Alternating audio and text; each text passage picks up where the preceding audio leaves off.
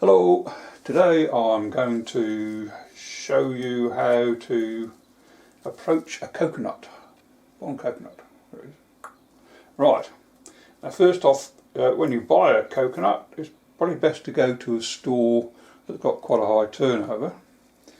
And how do you find out if it's fresh or not fresh is quite tricky. First thing to do is well, obviously it looks okay to me. But in the shop you give it a shake close to your ear and you should hear some water inside. I'll bring it up to the camera microphone and see if you can hear it.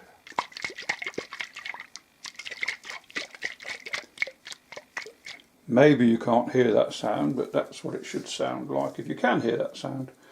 Now there's 3 round holes on the top, and one of those holes will be quite soft or softer than the other holes, so it's a matter of drilling or making a hole where these indents are and draining off the coconut milk. That's the way I do it. And I think I found most easy to do it with was a cork remover. So I'm just drilling in with that piece and then levering the plug out. Once that's done, I'll then just smash it with a hammer inside a plastic bag or cloth on concrete, and then use a sort of a fairly rigid and strong knife to separate the coconut flesh from the coconut. So if you use anything too bendy, it might snap on you when trying to lever it out. You just want something quite rigid, so that does the trick with a knife. So let's get started. So we've chosen the coconut from the store, decided this is a high likelihood of being okay. The next thing is to try and probe the holes and find out which one is the softest. So that feels quite hard. It's like Goldilocks and 3 beers, isn't it? Oh, that one feels softer. Whoops. I think that might be it. But I'll just try the other one. Oh wow, that just goes straight in. In fact, I've gone through to the flesh without hardly any pressure at all. Now, to save all the gunk falling into the coconut inside, I've got my hand hiding it, unfortunately. But basically I'm just putting the corkscrew on there and then a bit of pressure and turning.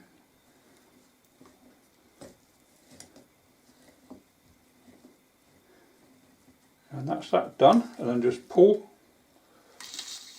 And I've heard a sort of a hissing sound, like I've broken a barrier there, and pull it out. Now, the next thing I do is just check what I've got out, and that looks quite nice and white. And also give it the smell test, and hopefully you're not impaired with COVID and can still got your sense of smell. And that smells fresh to me. So the next thing I do, I'll just drain it off. Now, because I haven't got 2 holes, you'll get a bit of a blockage. So just take a glass and just tip it.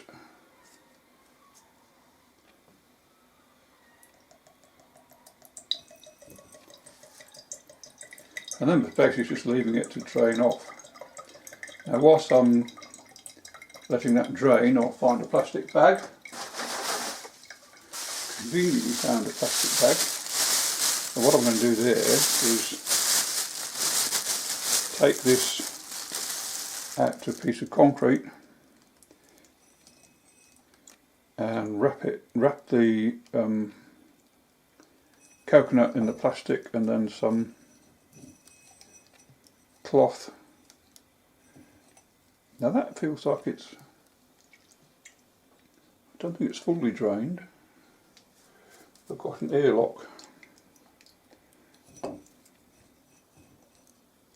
So okay, the next thing I'll do is once that's drained off, I'll smash the outside. So I'll stop there. Right, so it's actually raining, so you might hear the rain on the roof out in the garage, but here's the concrete floor. Ouch. And I just say to put that into the protective wrapping. Oh, just whilst I think I've seen on some videos actually look for the weak points. There's supposed to be 3 weak points you can hit, but I've never done it that way. So I'll just put that in there, wrap it up, and then to save breaking the plastic, I'll just wrap that in an old rag. And then taking the weapon of choice, and I've got either a geological hammer,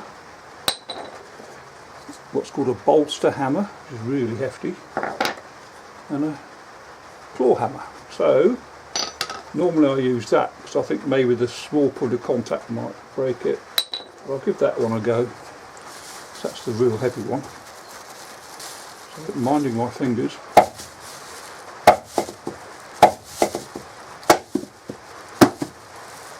Oh, it seems to be working quite well. You notice a change in tone as it breaks. Yes, yes, yes. As easy as that. So, to get the flesh out, I usually smash it up quite a bit. And that is that, so that's not difficult at all. So I'll now take it back inside.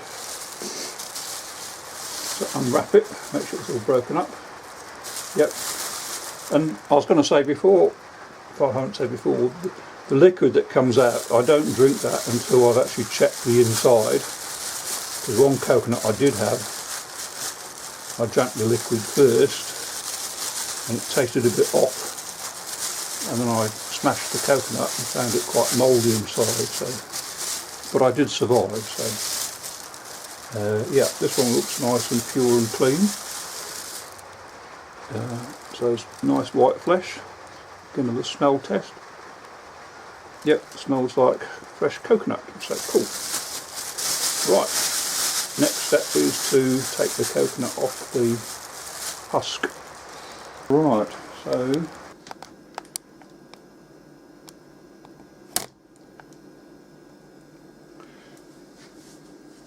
right, back indoors with the smashed up coconut. Oops, so what I do then is just, as indicated before, is just to try and leverage out the coconut from the coconut flesh from the covering. So now, as I said before, I'll just perhaps pan out a bit on that one. Now, it's just a matter of trying to get the knife. I say it's quite a, hasn't got much flex in it. Just between the husk or the shell and the flesh. Now you need to be very careful, you need quite a bit of pressure to get under there, so don't try not to do it towards your hand, because if the knife slips it's going to hurt. So just try and put it somewhere where if the knife does slip it won't do your other hand any damage. So, and just squeeze underneath if you can. Now I'm trying to do this with the camera in view. And you get the right place, it should just pop up and the whole lot will come out. Ooh, there we go. Now you see that went forward, almost got my hand, so I was a bit silly. Now there is this stuff on the back, but I leave that on. That's quite okay. It's all quite nice and chewy, and probably adds a bit of roughage, which isn't a bad thing. So, and that can go towards lighting fires or something if you've got an indoor fire. The larger one, you might have to work your way around to get it to come off the husk. So it's just a matter of care and patience. Oops. And making sure that hand isn't in the way of the direction of the knife, because when the knife slips it will follow the curve of the husk and maybe hit your hand, so I'm shorter maybe. So that's that bit. So just carry on doing that. Now I'm not washing it or anything, so I don't think it needs washing. I never have washed them. So if you get any bit of shell, you just sort of brush it off. So if it's nice and fairly fresh, it should lift quite easily. But as I say, concentrate, otherwise you're going to lose a finger or two. Oops. Right, so I just carry on doing that, and once that's done, I just cut the so I've got a cutting knife.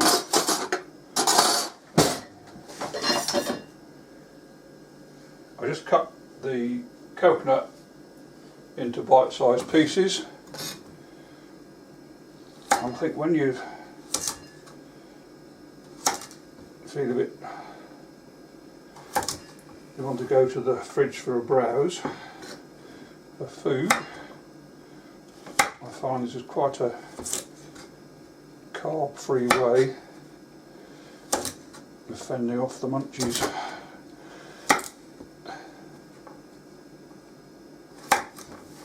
And I just put those into a bag, plastic bag, keep them in the fridge, and I usually get through them in about 4 or 5 days, so they'll be good for that time. So that's all you have to do. Enjoy.